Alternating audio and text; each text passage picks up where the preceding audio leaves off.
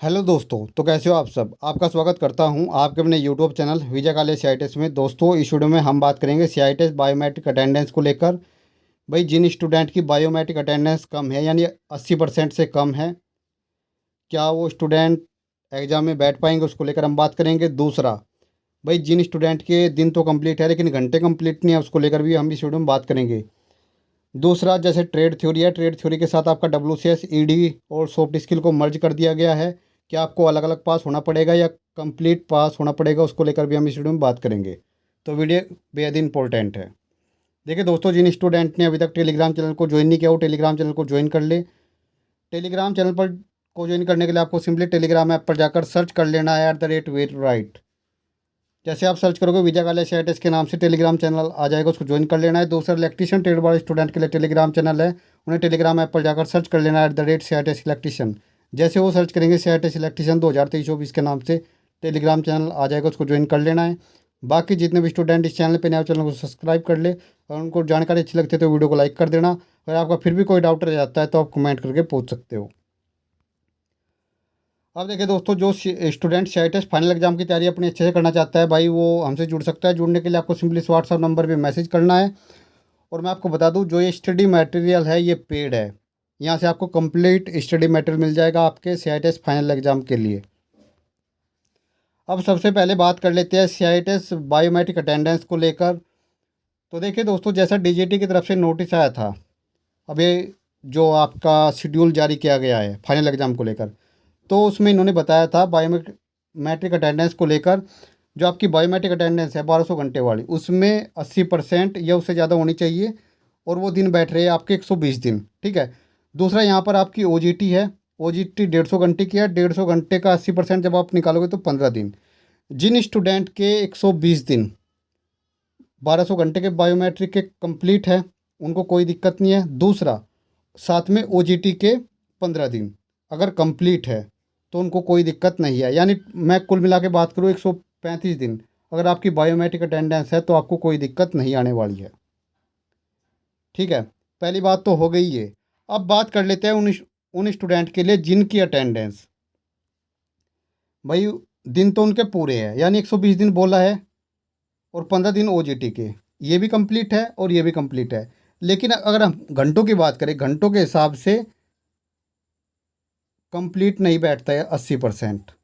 तो उन स्टूडेंट को मैं आपके एक बात कहना चाहूँगा, आपको भी कोई दिक्कत नहीं आएगी, आप भी फाइनल एग्ज़ाम में बैठ पाओगे। और बाकी जो ये आपका डाउट है, 10 तारीख को जब आपका रजिस्ट्रेशन होगा, आप रजिस्ट्रेशन करोगे, अगर आपका फॉर्म सबमिट हो जाता है यानी फ़ीस जमा हो जाती है, तो आपको कोई दिक्कत नहीं आने वाली है। आपका एडमिट कार्ड आएगा और आप एग्ज़ाम में बैठोगे। देखिए दोस्तों, आपको सिंपल शब्दों में बता दूँ, जब 10 तारीख को एग्जामिनेशन फ़ीस के लिए रजिस्ट्रेशन होगा, जिन भी स्टूडेंट की एग्जामिनेशन फ़ीस जमा हो जाएगी, फॉर्म सबमिट हो जाएगा, उनका एडमिट कार्ड आएगा ही आएगा और उनका फाइनल एग्ज़ाम में बैठना तय है, उनको कोई दिक्कत नहीं आएगी। अब बात कर लेते हैं उन स्टूडेंट के लिए जिनके 120 दिन पूरे नहीं बैठ रहे हैं। भाई 120 दिन उनके कंप्लीट नहीं है। मान के चलो किसी के 100 दिन कंप्लीट है, किसी के 110 दिन कंप्लीट हो रहे हैं, किसी के 115।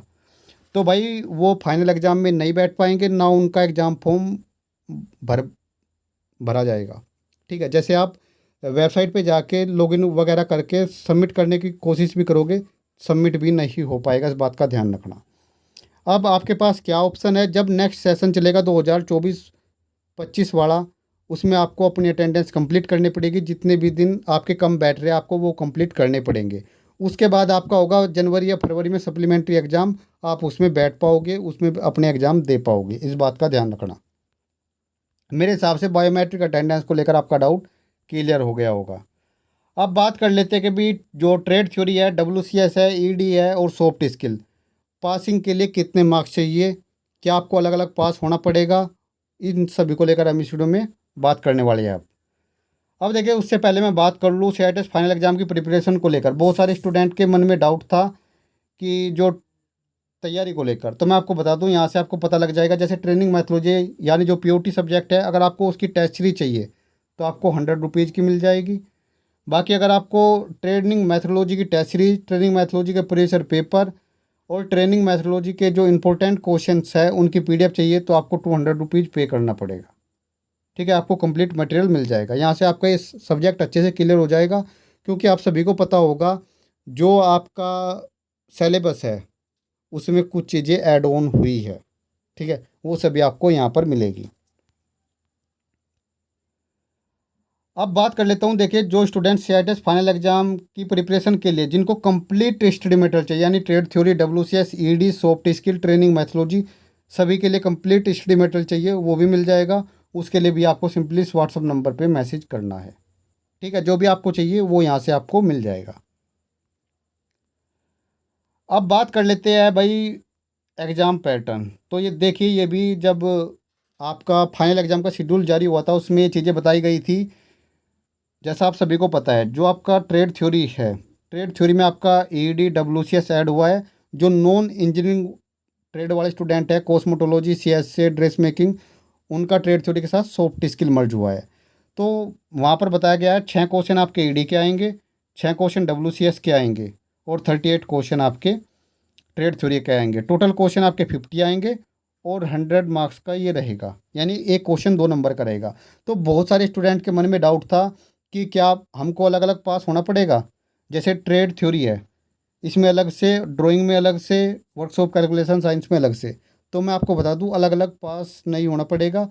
50, जैसे 100 मार्क्स का है, आपको 40 प्लस, 40 या उससे ज़्यादा नंबर लेके आने पड़ेंगे, आप पास हो जाओगे। उनको कोई मतलब नहीं है आपने ईडी के कितने क्वेश्चन किए हैं या डब्ल्यूसीएस के कितने क्वेश्चंस किए हैं।